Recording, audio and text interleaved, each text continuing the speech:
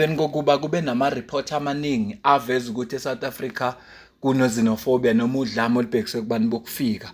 Kusuka lapho kwaphuma idate yomhla ka-30 kuJune ukuthi i-deadline. Laba abakhona la eSouth Africa ngokungekho semthethweni kufuneka bashiye ngokuthula nje bahambe babuyele emazweni abo. Uhulumeni waseGhana waphawula wabona ukuthi na akusizi ukuloke benza amavidiyo bekhuluma besikhumbuza ngomlando abantu base-South Africa abasayingeni ngoba makulokhu kuthiwa sanenzela ukuthi ngesikhathi kusekhona i-apartheid eSouth Africa abantu base-South Africa abayingeni le. Wasethatha isinqumo sokuthi abantu baseGhana laba abala eSouth Africa kodwa abathandayo abahlangane o-R Tambo namhlanje bazobuyela eGhana. Ngiyacabanga bebezohamba mahhala nje. Babalelwa ku-300 abantu abafikile ngempela okukhombisayo ukuthi bafuna ukubuyela ekhaya. Kodwa indaba ezimnandi nezibuhlungu zithi kule 300 bawu-10 kuphela bebela eSouth Africa ngokusemthethweni. Mhlawumbe ngeke uzuzwe kahle makusho mina ngcono uzwe makukhulunywa lo immigration officer ngicela uzwe la. What we found is that of the 300, only 10 of them are legal in the country. So quite a number of them is in non-compliance to our Immigration Act. And as I indicated, we'll make sure that certain enforcement actions are implemented. We found that many of them did not comply with the South African immigration legislation. And there are certain transgressions found, and therefore we obviously will have to make sure that certain sanctions enforced. But I think what's important is that the collaboration with the Ghanaian embassy and ourselves to make sure that we have the numbers that they indicated they have, bring them here to the airport, and to make sure that the processes are followed here as well. Kubantu abawu-300 ebebelungela ukuthi baye ekhaya kutholakala ukuthi bawu-10 kuphela abacomplyile nama-immigration laws ase-South Africa abanemvume yokuba se-South Africa. Bonke laba abawu-290 abacomplyanga ngamafuphi nje bangama-illegal immigrants. Ngakho-ke inkinga le okubhekene nayo la eSouth Africa ngoba kufanele sibuyele emumva manje sithi no kahle kahle nina nizigebengu okusho ukuthi kubantu abawu-300 290 benza ubugebengu ngoba ukungena ngokungekho semthethweni kuba ugebengu. Okusho ukuthi 290 yenza ubugebengu, only 10 engene ngesango. Lokhu kukuvezela ngokusobala ukuthi inkinga ekhona ingakanani. Ngiyacabanga ukuthi nalabo abafuna ukuhamba yilaba abangenamali mhlawumbe ukubuyela ekhaya nabangenamabhizinisi nabangasebenzi la ababonayo ukuthi uyithuba lokuya ekhaya mahhala awuthi sahambe vele sekuvela zonke lezi. Awukucabanga kuba iZimbabwe ibiza abantu bayo yakhipha nayo ukuthi no nizondiza mahhala, neMozambique ngokunjalo, neNigeria ngokunjalo, namazwe ngokwehlukahlukana kwawo ukuba khiphe indiza njengohulumeni waseGhana ukuthi hayi ofuna ukubuya ekhaya keze mahhala. Besoba ngakanani isibalo sabantu okuzovela ukuthi bala eSouth Africa ngokungekho semthethweni ngoba nakuyo le 290 engekho semthethweni yilabo abavolontile ukuthi bafuna ukuya ekhaya. Hayi akusibo bonke abantu baseGhana bangaka abasela abala ngokungekho semthethweni. Out of 300 khona 10 kuphela. Kodwa ngiyazi mina ukube beverifya le Durban boy 300 bekuzothiwa amaphepha waba right. Angisho ukuthi ngithini ngoba ngiyakwazi wena uzobusuthi mina sengithe. Ngicela uzwe nangu sisi Prince Mthombeni uMaduma. What is the point of asking South Africans to participate in constitutional reform if Parliament is simply going to ignore them? Over a year ago, in May 2025, Parliament invited the public to submit their proposals to amend the Constitution. People responded. South Africans from across the country came together. They even formed this movement called South Africans for Constitutional Reform, SACR.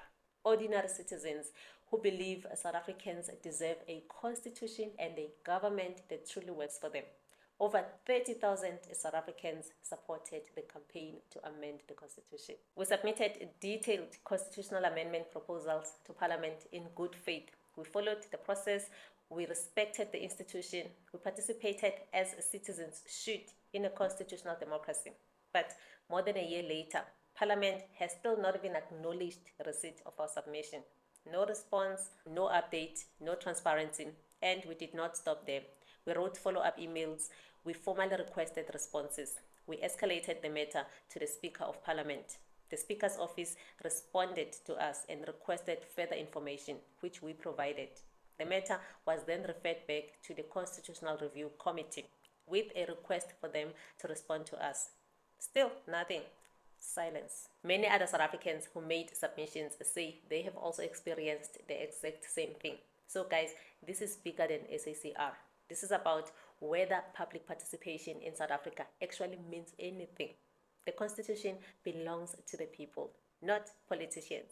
When citizens are invited to participate in shaping the supreme law of the Republic, they deserve accountability, transparency, and meaningful participation, which is why SACR has now launched a backup buddy campaign to help fund legal action aimed at holding this whole process accountable. We believe Parliament cannot invite people and then disappear into silence. The funds raised will support legal consultations, constitutional litigation, court processes, and public accountability efforts. If you believe South Africans deserve to be heard, if you believe public participation must be meaningful, if you believe Parliament must remain accountable to the people, then please support our Backup Buddy campaign. If you are watching this video from TikTok, the donation link is in my bio. If you are watching this video from Facebook or X, the link is in the caption. Thank you for watching. Igxathe lithathe usisi Prince Mthombeni lokuthi bethi asithathe iParliament siyolimangalela enkantolo ukuthi la submitter sekuphela unyaka kuze kube manje azikho inguquko ezenzekile libaleke ngendlela eyisimanga. Leli gxathu nje abalithathile libaleke ngendlela eyisimanga. Lokhu ngikusho ngoba ama-NGOs lawa khona yilento ayenzayo. Uma ngabe uhulumeni uzama ukuphasisa umthetho othize baphuthuma bona baye enkantolo, ifike inkantolo ivune bona. Ngakho-ke nathi bantu base-South Africa sekufuneka manje siyifunde le ndaba ukusebenzisa inkantolo. Ibalulekile into eshiwo sisi Prince Mthombeni noma ubani onesifiso sokuyibona lento iphumelela ngoba ekugcineni kosuku idinga imali ukuze kukhokhelwe abameli nezindleko zayo yonke into. Angadonate. Ngizoyifaka ilink yabo. Ngizoyifaka ilink ku description. Top 400 yama members aseParliament nguVuyo Zungula kuphela wayekhathazekile ngale ndaba. Ngicela uzwe la. The next speaker is the Honorable Zungula.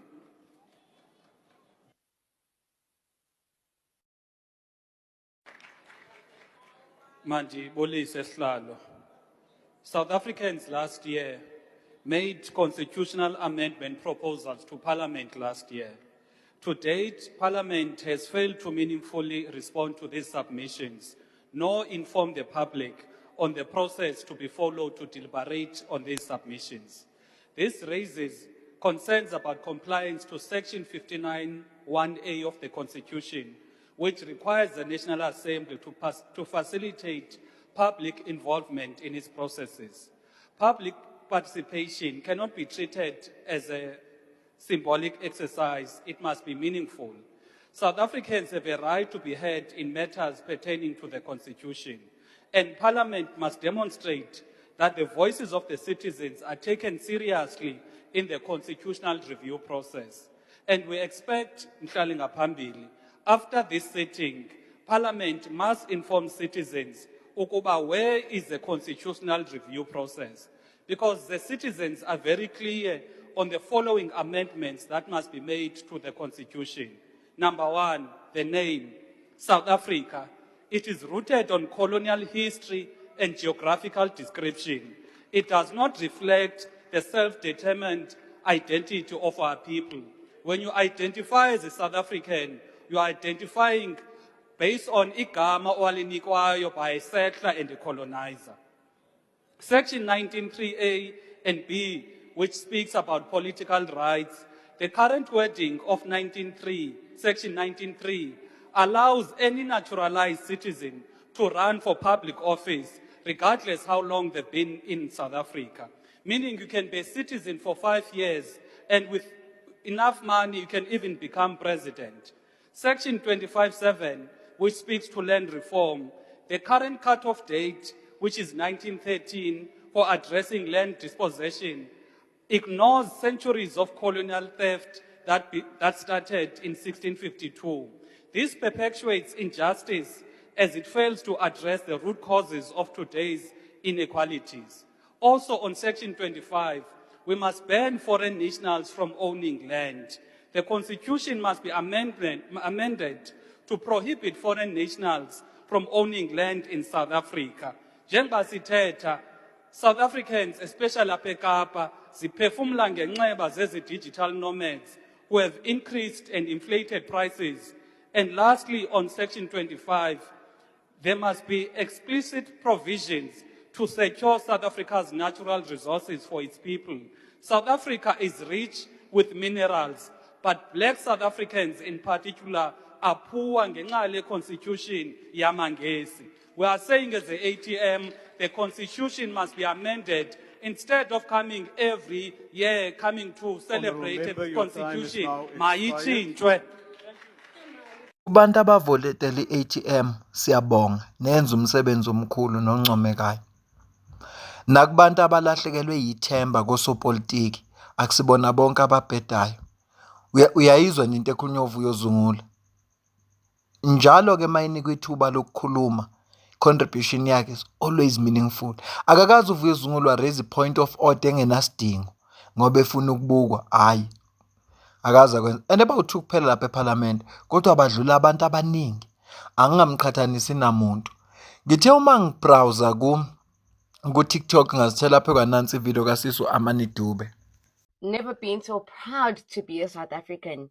I'm in a queue to get my eye up just now, but I have to jump on and congratulate and ngigqugquzele uPrince Mthombeni, uBanzi, uAyanda, uEnhle for the beautiful work they are doing for SACR, which is South African Constitutional Reform.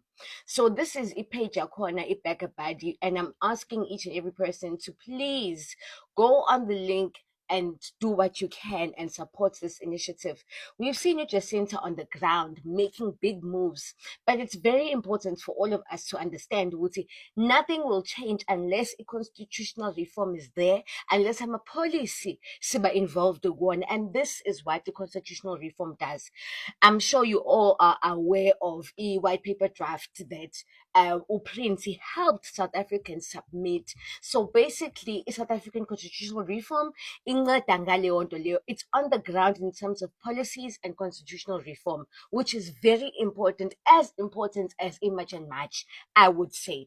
So South Africans, please do contribute and nisize la nikwazi ukusiza khona, because lo msebenzi is so important for the future of our country at large. Hayi cha, imisebenzi yase-South Africa hayi mihle. Udokotela wami uthe ngalingithinta ifoni, but I just cannot help myself because I am a proud and be very touched by izinto ezenzeka eSouth Africa lately. We are on the right track and I'm so proud. Abafuna ukubona izinguquko zibakhona futhi iParliament elichallengewa ngokwama-court bethi bemasha abanye emgwaqweni kodwa iParliament belichallengewa kwama-court bazoyithola ilink kwi-description. Ngizokwenza sure ukuthi angikhohlwa. Ngizonele nga-uploada nje ivideo ngihambe ngiye kwi-bio yakhe ngiyikhophi ilink ngiyifaka kwi-description. Fikile isikhathi ukuthi abantu base-South Africa basukume bamele izwe labo njengabantu base-South Africa. Ngendlela ama-NPO wenza ngayo nama-NGO ukuthi kancane baphuthuma enkantolo, sekuyisikhathi sokuthi nabantu base-South Africa bayisebenzise leyo nto leyo ukuze kube ney'nguquko ey'bonakalayo. Ngizokucaphanela ivideo yokugcina manje bese siyayivala le video, ngicela uzwe la. Ukuthi into wrong ingagcina isibonakala engazuthi i-right ngenxa yokuthi siyenzeke isikhathi eside nalabo abayenzayo i-wrong bebe entitled ngani ngokusebenza isikhathi eside they are used to it. Yangithi uyayibona leyo nto leyo khona umuntu oseyijwayele into uthi ayikho right and naye reasoning deep down uyazi ayikho right. La sinenkinga yi-South Africans and leshani ngizokubreakela yona down captain ube ne-understanding because angifuni ukuthi singabi united kule situation because it affects us sonke. La captain sinomakhelwane bethu.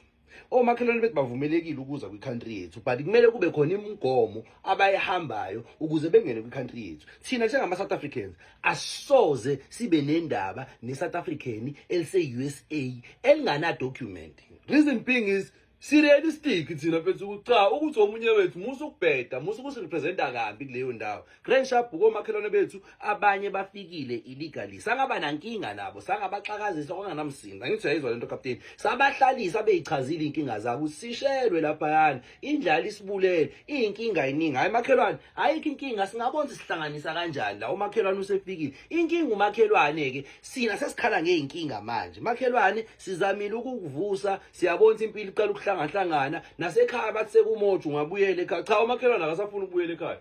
Umakhelwane usefuna ukuchazela wena ukuthi ngeke ngina 21 years ngihlala la kwakho. Manje muthi angibuyele ekhaya ngoba angisazi umuntu ekhaya ngisakhuphula ishilo. Inkinga zakhe umakhelwane usezenza inkinga zakho. Makhelwane wena ngakuhlalisa ngoba wawusenkingeni. Njengamanje mina sengumuntu osenkingeni. Reason being is makhelwane usebenzisa ama resources ami. Imina okhokha tax, awuyikhokhi tax. Makhelwane wena kunama siblings zakho nobhuti bakho asebefundisa ema institutions bawo professor bamadini bayini. Sineyingane ena same qualification makhelwane. Engawathola lama opportunities. Ingane zethu sezajwayela ukuthi iunemployment kushuthi thina sidalelwe imisebenzi. Ibikhona imisebenzi because mawukuthi uyabheka lapha kwiMatlanga Commission captain nginesehistory uprofessor ene PhD applyile kwesinye isigele kade ekhuluma lapha yana mfethu uMr Soul wathi le yahlotmane leyana ifakula inaba ujudge uyabona siyalimala mfethu imisebenzi iyadayiswa maningi ama lectures mofunda euniversity obona ukuthi le lecture le akuyona yalapha sinabo abantu bala abafundile fangabe bayaskelezisa but abawathola ama opportunities ubobona mangabe kuphuma ama recruitment wathi noma ama document ukuthi abantu abamnyama baphumani ama certificates aphumani so ama certificates alazy nani lezi izitolo ezivulwe ekseni ngo4 zivulwa obani abalazy so nice situation njengoba ngikubeka captain umakhelwane usefila entitled manje umakhelwane useyishaya isifuba khona enye video nje kade circulator yomunye usiswe Somalian esho ukuthi we are taking over izikole zenu nina ni use this sizothatha economy yenu awukwazi ukukhuluma kanjalo sibhekene nesituation ekanje is affecta leyo situation sizoba nama leader angahlali nathi because awukwazi ukusolve isituation yala ongahlali khona usabombheki mengabe ethi akuyona issue lesikhala ngayo bafethu nina nirepresenta thina nifuna ukuza ukuthi sikhala ngani siyanitshela manje manayinto esikhala ngayo nawe lento Grootman wawukhala ngayo ngenkathi uhambela izitolo ufuna ukucheck abantu ukuthi ba documented yini imisebenzi itholakala rightfully nani uyasijikela manje and lokusijikela kwakho as understand kwenzakalani ayitho yibona inkinga ningi kanjani sabombheki uthi inkinga akubona abantu bokufika when it come to indaba yemisebenzi thina siyakutshela wena awufuni umsebenzi wena awuhlali la sihlala khona siyakutshela wena ufuna ukusitshela ukuthi itheory yakho nebelief yakho ithini thina sikutshela inkinga yethu njengomuntu owayethe wena uzolwela inkinga zethu nazi inkinga zethu nithi nina akuzona inkinga zethu lezi hayibona imhlolo siyanitshela nje ukuthi izona lezi inkinga zethu nina no zona inkinga zenu lezi thina siyazazi ithina sazi inkinga zethu thina sabantu besilisa ayikho into esingayikhomenta ngesilumo asisazi singafunda ngasebhukwini singaba neidea ngoba sikelezile asikaze sibe nesilumo lesiphatha amachiri so amachiri ane understanding yesilumo asikwazi ukubuza ukuthi how does it feel mase umuntu ekutshela mase ufuna ukumphikisa njani ungayazi situation so siyanitshela ukuthi thina si-affecteke kanje abafethu abasebenzi ama-seisteretara namasaluni isithawa ayagaxela kakhulu blind ama-South Africans akhokhiswa ama-rent angayenzi sense kuningi sithi thina sicela ukushawa umoya kancane siyikhanda and asinankinga nabantu abala legally sithi thina laba abafike la ngokungamvumo sindo suka lapho ngeke siye ndawo thina siyawazonda ama-South Africans asiniphikisi ukuthi niyawazonda washiyeni phela kwicountry yawo uhlala kanjani emzini umuntu omzondayo ngenkani asindawo hawu mfethu siyanivuma ukuthi ni smart nihlakaniphile nintswebhu ngayo yonke into sithi sina hambani ndishandi sinoyenza ngasemakini vele ninayo lento anisidingi futhi asindawo bafethu musani kusenza kanje bafethu lento akumele kube into esibreaker apart as Africans or South Africans we need to think sicabangeni sibe realistic musukuzenza islim usemzini yabantu ugoloza ukuhamba akugcini lapho wena usuphethe remote akugcini lapho usulala wena kwi main room akugcini lapho usushisa impepho khona akugcini lapho usutshela ingane zakhona ukuthi kuningi niyazi ukuthi ama-Afrika abantu bala eSouth Africa abashayela ama-truck abanama-passport more than 6 bewavezile bewaproduce ukuthi kuba njani kunganamsindo reasonani lento yobukhokho bethu uba kanjani isigore emzini yabantu phezu engasongitshayela mina ikakhumalo lana bethu wena uyena wakhumalo but usubeka imithetho kakhumalo ukugolozela abantu bakakhumalo manje i-wrong into bafethu like ibukeni nani siyazi neprostani sengiyasazi isizulu abanye benu ibukeni ban-realistic yabo bonke labantu abagcwele lapha endaweni abangumsindo esinamaphepha mawuthi unephepha kukhulunywa nawe kuthiwe abantu abala illegally why wena ube nenkinga manje wena phuma kulento wena uyi-South African angithi thula-ke thina wena uyayikhumbula iprocess owayehamba ukuze ube la cabanga nomuntu la ongayihambanga leyo process uthi wena akayekwe wena uyihambela le process uyahlanya kusho ukuthi wena hey bufethu ukuze ukuphala kwakho la comment section ngizwe ukuthi wena ubona kanjani lo daba silixoxa kodwa ngale kwalokho mina nawe sidibane kwivideo elandelayo.